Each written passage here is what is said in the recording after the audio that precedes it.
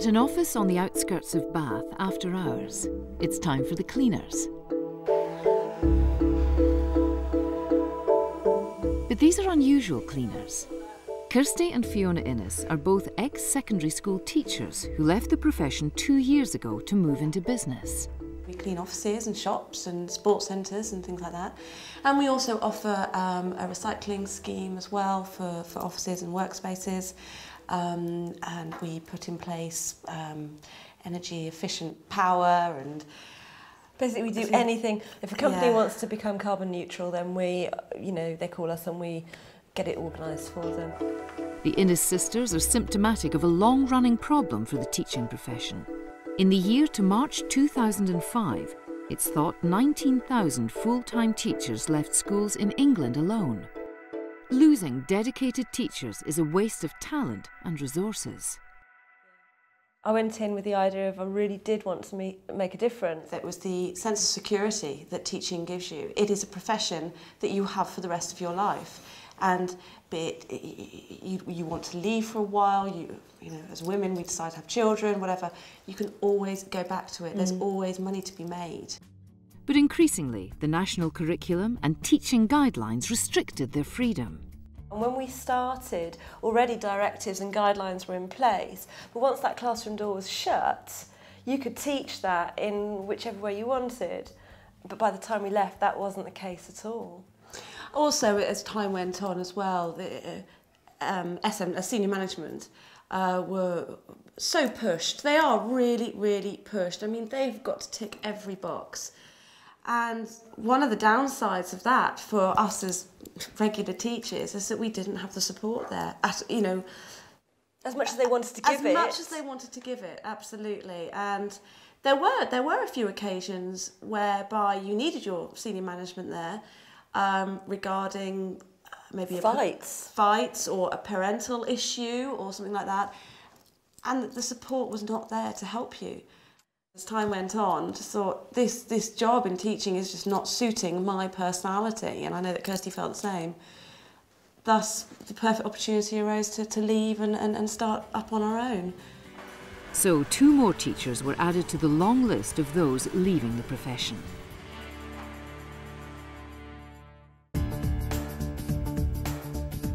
Teacher retention was a real concern at Robert Clack School in Dagenham, and was a problem that Paul Grant, the head of humanities there, had to tackle when he was promoted to head teacher of what was seen as a failing school.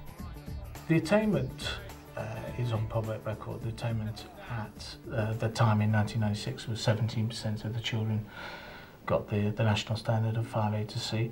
A quarter of the children were leaving without any qualifications at all. And I witnessed that alienation, disaffection each day. It manifested itself in appalling behaviour, quite frankly. The fire alarm going off, abusive behaviour, truancy, children coming in and out of the premises, and poor staff morale, poor teacher retention. Encore deux, merci monsieur. Tuer. Oh la la, quel désastre! Cliff Carder is a French teacher at the school and one of Robert Clack's longest-serving staff. But if it hadn't been for Paul Grant, he could be long gone. He was dismayed by the lack of support for teachers who tried to discipline pupils. If a teacher was given a detention and the child wouldn't turn up, he didn't really get much backing from the heads of year, the senior staff. Staff morale went down because they felt they weren't getting the backing, and that caused a bit of an evacuation of the staff. Experienced teachers weren't happy, so they were going elsewhere. I was one of the teachers that was seriously thinking of going. I spoke to virtually every member of staff, and I remember saying, I'm only going to concentrate on one thing in the short term, your morale. That's all I'm going to concentrate on. Darryl. Sorry, sir. Thank you. Thanks for your cooperation. The big thing I said was, I would take all of the personal attacks on instilling discipline and a new behaviour code into the school. I would be consistent in implementing that code because I knew I was going to reap a whirlwind. The initial result was indeed a whirlwind of exclusions. Within a fortnight, up to 300 pupils had been excluded, and the head consistently supported the staff. Quickly. You do your shirt, please, young man. It was a big, nasty broom he came in with, but it swept a lot of the problems away very, very efficiently over quite a short period of time, really. Hard at first, but then maintained. Settle down. Settle down, please, Paige.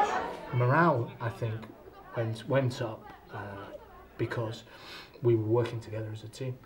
They were getting backing, they were getting support, and also they were getting feedback from the children about how much the children were actually enjoying a relationship that had hitherto been poisoned, perhaps, by that atmosphere. The result over the last 10 years has been a transformation in staff retention that's gone hand in hand with a transformation in pupil attainment. Okay, who can start me off? I want to get a full sentence across there. Je faisais Merci. trop hyper. Okay, excellent. I think teaching is possibly the worst job in the world if you have problems with children. Put your hands up if you think I'm a quality teacher. But the school ethos now is so good. It's a calm atmosphere, it's a relaxed atmosphere, the students are happy, the staff are happy, you know, and it means the world to me. Au revoir à la classe. Okay, merci. Establishing good behaviour was just the start of the Robert Clack drive to retain good staff.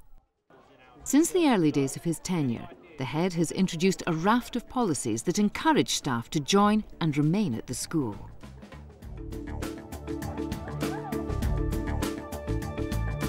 Take Phil Ackerman. He arrived at the school 5 years ago. Found it to be a really thriving environment to learn how to be a teacher. And as a result of that, after my first placement, I was offered the opportunity to come for an interview, and I jumped at that, and I've been at Robert Clack ever since. We're going to collect the oxygen, which is going to bubble along this tube, underneath, and bubble up here. All right? And when the water level gets down to the bottom line, which is 50, you're going to stop your timer, and you're going to record that in your table on your worksheet. Right, you see it fizzing, that's the oxygen. I've got to be as quick as I can. Phil was fresh out of his NQT year when Paul Grant asked him to apply for the head of department role. I'm a great believer, you know, that if you're ready and you've got potential and you can do it, to me, if you're 23, 24, 25, 26, it becomes irrelevant from my point of view. I was absolutely convinced that he had it, absolutely convinced. I was quite shocked, but there was something about the levels of support that I'd had up to that point that thought, you know what, if he's asking me to do this, I can probably make a go of it. It certainly fitted in with my passions of wanting to shape science education and making it more interesting and more engaging, so I thought I'd have more influence if I took the role. Got one result in, chaps? Excellent.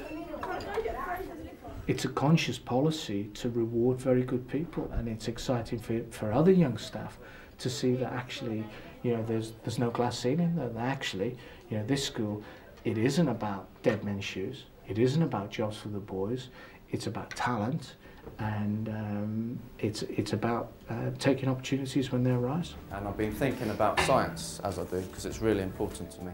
The result? And, one happy teacher far less likely to leave the profession. A teacher who sees that he can go as far as his enthusiasm and experience will take him.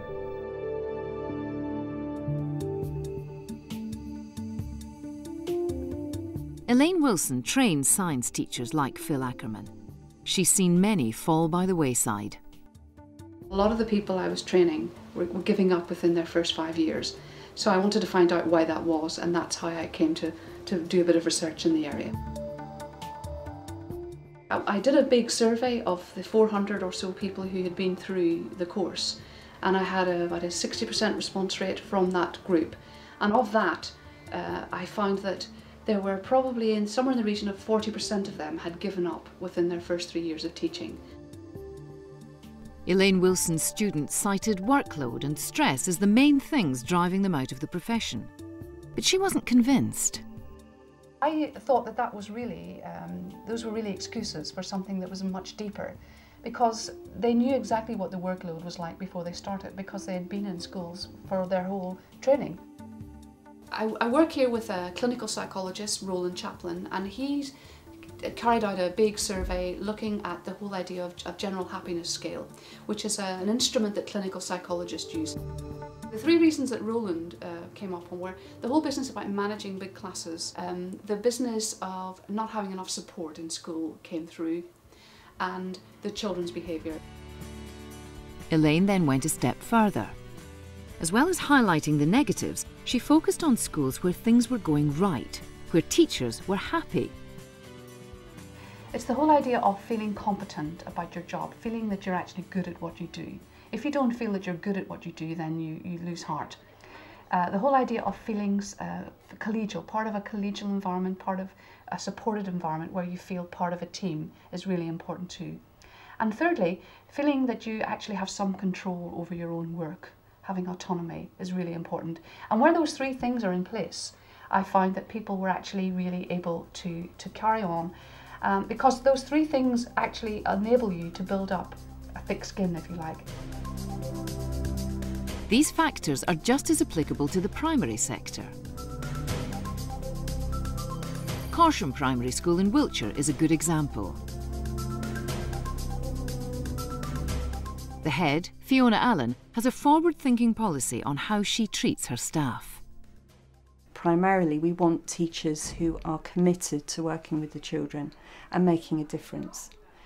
So we're looking for teachers who want to constantly grow, and we also want to be providing the opportunities for those teachers to develop as a teacher, but also as an individual. She's been very keen to establish a formal and informal system of support for new teachers. All our young teachers have a mentor, but we've added in a buddy. So those are the people that will make sure that socially those people are settled in school, will check out that everything's okay, you know, take an interest in their personal life as well as their professional life. Can you remember all those key ingredients that go into instructions, all those things that Miss Markey needs to throw into her mixing bowl? One of the young teachers who's prospered at Corsham is Kate Markey. She's in her second year of teaching. Miss Markey is going to be making a jam sandwich. I think it's really, really important to have a staff that's supportive when you start, definitely, because you do feel that sometimes you look around and everybody's got everything sorted and you feel like you're floundering a bit and kind of the workload's piling up, and it's really nice to be able to go and in the staff room here talk to anybody. So, brilliant. Up behind your chairs then, let's show these guys what we do in the mornings. Kate's taken on a wider role at Corsham. She's joint PE coordinator and is shaping school policy in this area. It's retaining her enthusiasm for teaching. It lets you know that you're doing a good job, that the leadership and the powers that be actually do trust you, and they're respecting what you're doing in your classroom, and they're also giving the opportunity to shine in new areas. Superstars. Right then, brilliant, ready to do some learning. So young staff are given opportunities to advance quickly. Helen Bealby is only in her fourth year of teaching, but she's already on the school's management team. Can I see thumbs? I want to know who was feeling good, who was feeling a bit like that, and who was feeling, okay, I really don't get this at all. Well, I think Corsham Primary is a very innovative school, so there's a lot of new ideas coming out. There's a lot of fantastic learning going on, and the children really enjoy it here, so it's great. She's a key figure in developing and assessing the school's mentoring systems. I think everybody has this sort of community feeling where they do want to support other teachers and they do want to look out for them, and I think that is the key, the core thing, is the support in this school, and I think without it, you would lose teachers. Flexibility is also a way to retain teachers. Fiona Allen allows staff who've been at Corsham for 3 years to take gap years. I was very conscious that a lot of young staff wanted to do a few years, perhaps go off travelling again, and I wanted to offer them the opportunity to come back here, because if we've invested a lot in that person and we can see potential, we don't want to lose it. If you measure that one, just right the length there. Measure that one. That flexibility has benefited James Passmore. He went travelling and then worked in educational software, but missed teaching and came back. I actually decided I wanted to carry on doing some aspects of the educational software. So I negotiated a 1 day a week away from the classroom so that I could continue to explore the educational software side of things, working for myself. A flexible approach to the number of days we worked, or maybe go travelling, or spend some time away from the school, and being flexible enough to enable teachers to come back to the school again, I think is really important, because people feel very comfortable that they don't feel trapped at all, and the staff that are at the school are here because they want to be, not because they feel like they haven't got any other options. And the head has put in place a number of schemes to make sure the work-life balance in the school is right. The bits and bobs that the leadership team have organised for outside of school. We have the car valeting service come in. People coming in to give massages or do reflexology. We have an ironing person come in. And we also have yoga on us on Monday night as well. But ultimately, it's the overall school philosophy that keeps teachers at Corsham. If the teachers were not happy in this school and didn't feel fulfilled and didn't feel part of it and didn't feel the energy and didn't have that moral sense of purpose of why they're here, they wouldn't stay in the school. They would move on. Those ingredients for success are there. I like it. Brilliant. The importance of the support network at Corsham is highlighted by the experience of one primary school teacher who worked at a very small rural school. She left teaching after 3 years, frustrated by educational policy. The school I worked at was classed as rurally deprived, and sort of the strategies, initiatives, teaching this way, teaching that way, didn't seem to fit. And it was frustrating me that as a teacher, you've trained for 4 years, you've got a degree, you've got your teaching qualification, that we didn't seem to be trusted to know what was right for our children. Crucially, perhaps, the support evident at schools like Corsham, which could have helped her plot a way through her difficulties, wasn't there, because of the nature of her very small school of just 3 classes. I was very much the youngest, and it just felt a bit more isolated than perhaps compared to, say, a secondary school where you might have like a big intake of NQTs. In a small rural school, you've got not so many people sort of to bounce ideas off, or if there's a personality clash, obviously, that's more sort of in your face every day. And it's not just inside school that the isolation plays a part. I know that from speaking to friends in secondary, there does seem to be a more of a sort of social scene that they would have as well, to sort of create more of a work-life balance. They might head to the pub at the end of school on a Friday night, whereas if you've got a small school, there might not be that easy social scene, which may be the case in some secondary schools because there's more people around and probably more young people.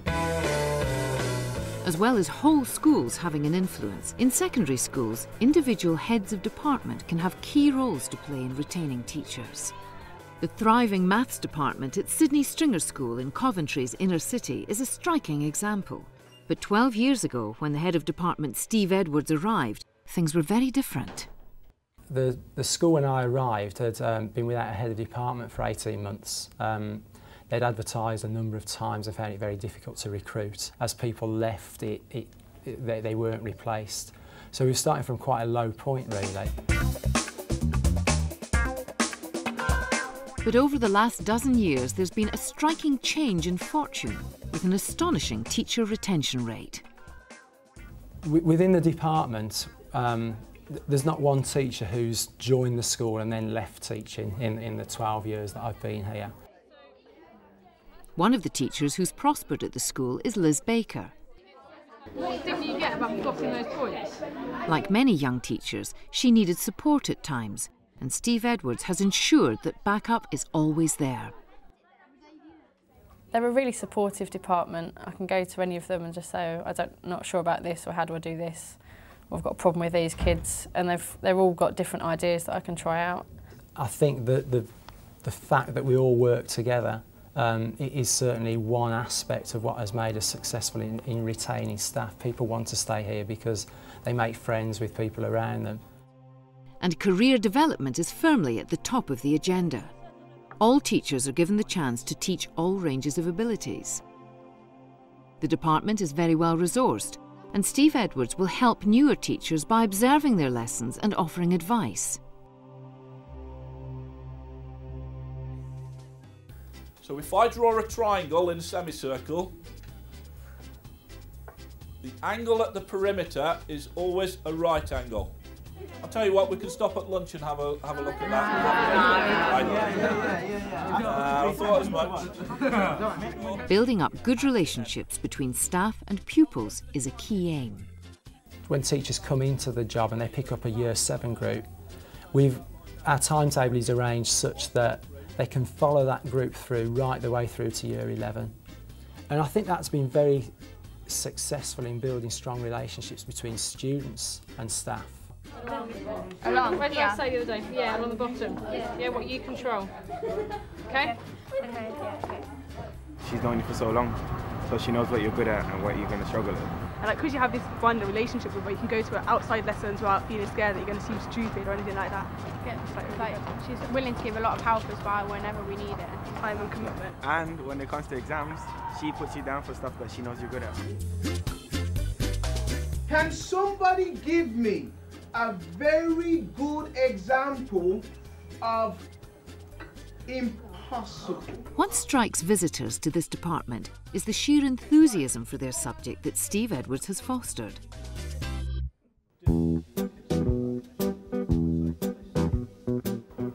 What have we got? We've got 4 trapezia. Staff even discuss maths puzzles at their regular informal meetings.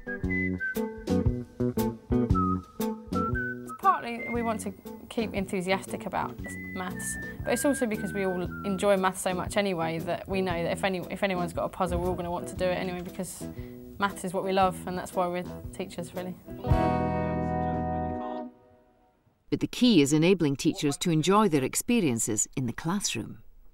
Teachers want to teach, and if other things get in the way of that, so whether it's discipline, whether it's a lack of resources or a lack of decent sort of rooming facilities, that would be a big driver in sort of forcing people out of the profession, I think. There was the literal reason where the boy is seeing some snowdrops, and what else was there about the story? Zoe Burton knows about life on the outside. She began her teaching career more than a decade ago, yet she's now in just her 2nd year in the classroom. That's because she quit teaching after a dreadful introduction. I went in as a long-term supply teacher to cover for maternity leave, and I went in as an NQT, and I went right in at the deep end. I was covering the classes of a department 2nd, so they were quite sort of challenging classes. And I just was working constantly. I'd wake up at 3 in the morning panicking about marking. And at the end of the 6 or 7 months that I did it, I thought I never want to hear the words Key Stage 4 again or I'll vomit. That was how strongly I felt. Zoe had felt isolated and unable to do the job, struggling with managing time and lacking confidence in handling bad behaviour. She left teaching and joined an investment bank. The money was good, but not the work. It was stifling, it was uncreative. I hit 40 in April 2006, and I thought suddenly it occurred to me I was going to be behind a desk possibly for the next 25 years, and I knew, your body tells you these things, you know it's not for you. Zoe took a return to teaching course at the University of East London and now teaches English at Eastleigh Community School. As useful as an ashtray on a motorbike. Is an ashtray on a motorbike useful? Michelle, is an ashtray on a motorbike useful? No, it's not useful. Okay, so what I want you to do is to write down in your books something that's kind of backwards. As soon as I walked in the school gates, I knew that this was the school for me. I felt supported immediately. The staff were, friendly, and I noticed immediately the good relationship that the teachers have with the students straight away. That's it, good, loud for the trumpet, I like that, excellent, great, square. If she'd felt this way about her first school, perhaps she wouldn't have been lost to teaching for a decade.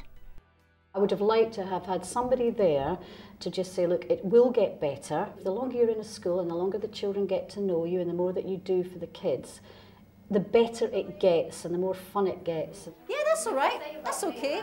It's worth sticking it out. Many teachers who didn't stick it out, even those with no regrets like Fiona and Kirsty Innes, look back with fondness. There's bits I miss. There's big bits I miss. What bits do you miss? I miss... Oh, I think back to my GCSE groups. And my 16-year-olds, especially, and my A-level groups. I'm having such a laugh with them. A real laugh. It's really good. Really good fun. I miss that. I do miss that. Here we are, we're sort of sitting here smiling and saying, oh yeah, we run our own business and oh, it's great, and teaching was really difficult. Well, yeah, teaching was really difficult, but it had some great parts. But this has been really difficult too, and it has great parts as well. So, in the end, retaining teachers is all about job satisfaction. Most people enter teaching to try and make a difference to pupils' lives. Heads need to give their staff the tools to achieve their goals, and that means supporting them, motivating them, and ensuring they're treated as autonomous professionals. Good schools, good heads, good governing bodies will recognise your primary resource are your teachers. If you look after your colleagues, they deserve it, and that's what they should be getting. But it benefits everybody. It benefits everybody. At the moment we've got a big drive in school which is called Every Child Matters, which is an absolutely admirable idea, the whole idea of inclusion and getting children, individual treatment. But I would like that slogan to be taken and look at every teacher matters.